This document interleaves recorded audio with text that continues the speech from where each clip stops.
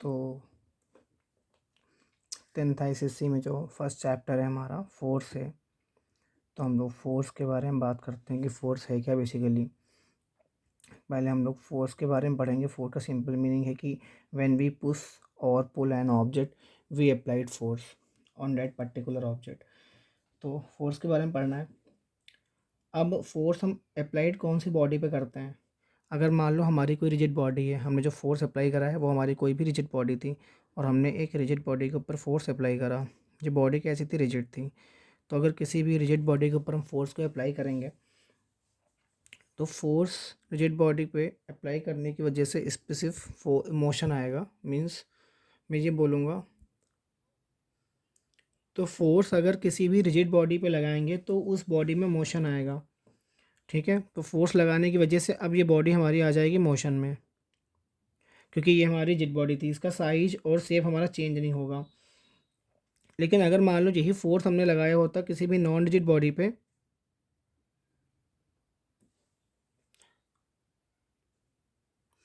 और अगर यही फोर्स किसी भी नॉन रिजिड बॉडी के ऊपर लगेगा, वो बॉडी रिजिड है ही नहीं है, तो उस केस में क्या होगा, इस नॉन रिजिड बॉडी में फोर्स अप्लाई करने की वजह से इसकी डायमेंशंस चेंज हो जाएंगी। इसमें मोशन तो आएगा ही आएगा, साथ साथ डायमेंशन भी हमारी इसमें चेंज होंगी।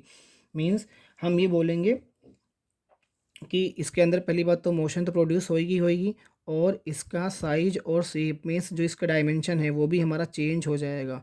साइज और शेप दोनों ही चेंज हो जाएंगे।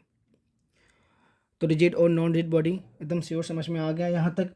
अगर हम यहाँ पर देखें तो फोर्स को हम लोग कैसे डिफाइन करते हैं। फोर्स को डिफाइन करते हैं, फोर्स का सिंपल से मीनिंग है कि फोर्स जो होता है वो rate of change in momentum होती है। Rate of change in momentum, अब मोमेंटम क्या है, मोमेंटम हम लोग जानते हैं कि मास इंटू वेलोसिटी होती है। अब यहाँ पे मास को हम लोग कांस्टेंट कब ले सकते हैं, मास किसी भी बॉडी का कांस्टेंट तभी रहेगा जब उस पर्टिकुलर बॉडी की स्पीड जो हो वो 10⁶ मीटर पर सेकेंड से कम होनी चाहिए, या हम बोले सनलाइट की स्पीड से कम होनी चाहिए, तब हम बोलेंगे कि मास हमारा कांस्टेंट है। तो अगर फोर्स यहाँ निकालने जाएंगे तो d/dt rate of change in momentum, momentum कितना था हमारा, मास इंटू वेलोसिटी के बराबर था। मास यहाँ पर कांस्टेंट है तो उसको बाहर निकालेंगे, तो F vector is equal to M times हो जाएगा dv/dt। और ये जानते हैं d/dt का मतलब होता है rate of change. Rate of change हो किस में रही, वो हो रही वेलोसिटी में। तो rate of change in velocity is known as acceleration. तो एफ की वैल्यू जो आएगी वो एम इंटू में ए वेक्टर के बराबर आ जाएगी, बिकॉज जो ए वेक्टर होता है वो rate of change in velocity होती है, dv/dt वो ए के बराबर होता है। तो यही हमारा एफ इक्वल टू एम में क्या है, सेकेंड लॉ है हमारा। ठीक है, एप्लीकेशन सेकेंड लॉ का। सेकेंड लॉ तो हमारा ये है न्यूटन का कि applied external force is directly proportional to rate of change in momentum. अब आगे देखें तो फोर्स के बारे में। फोर्स हमारी एक वेक्टर क्वांटिटी होती है, सबको पता है कि फोर्स हमारी एक वेक्टर क्वांटिटी है।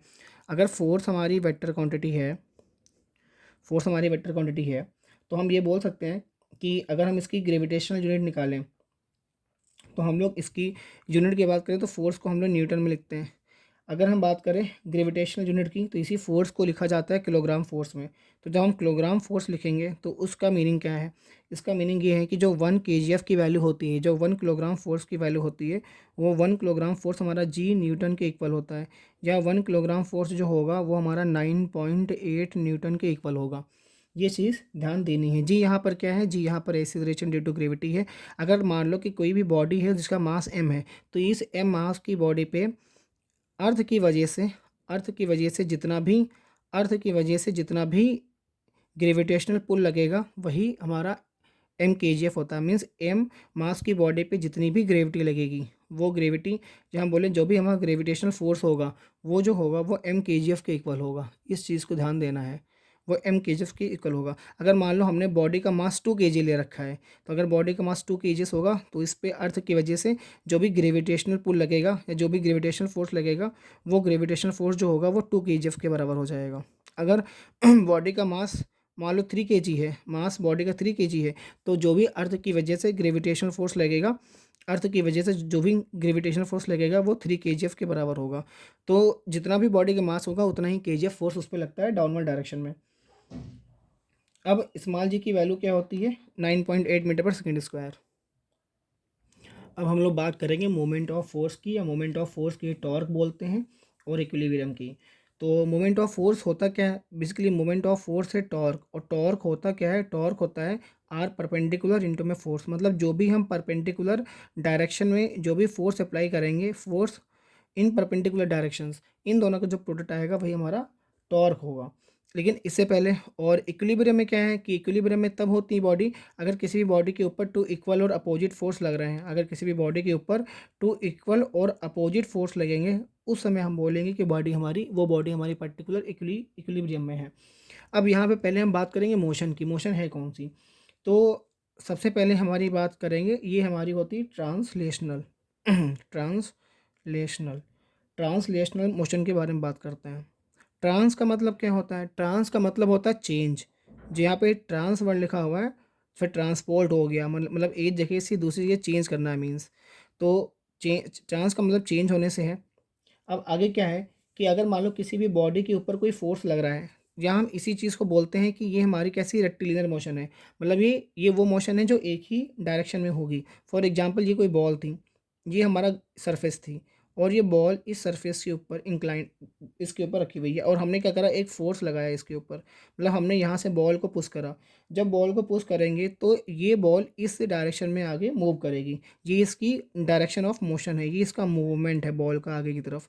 तो यहाँ पर जो बॉल की मोशन आई है, इस मोशन को हम लोग बोलेंगे कि ये हमारी ट्रांसलेशनल मोशन है। इसी को बोल सकते हैं कि ये हमारी रेक्टिलिनियर मोशन है।